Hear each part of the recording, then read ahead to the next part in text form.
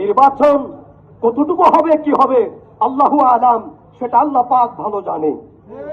তবে নির্বাচনের গুঞ্জন যখন চলছে, আমার দেশের মায়ের চোখে ঘুম নাই, আমার দেশের পবিত্র নারীদের চোখে ঘুম নাই।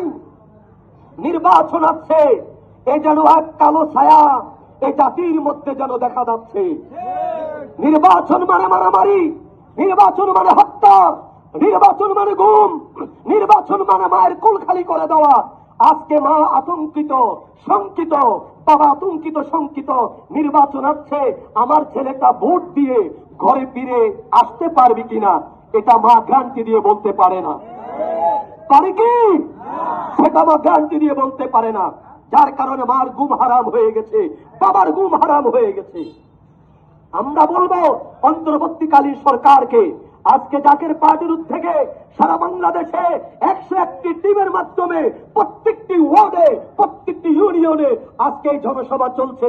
সেই জনসভার অংশ বিশেষ হিসেবে আজকে 59 নম্বর ওয়ার্ড জাকের পার্টি এবং সহযোগী সংগঠন কর্তৃক আয়োজিত এই জনসভা থেকে আমরা সরকারের প্রতি আহ্বান জানাবো, যদি যদি নির্বাচন করার সদিচ্ছাই আপনার থাকে তাহলে ব্লক সাইন পদ্ধতিতে আপনি নির্বাচনের আয়োজন করুন।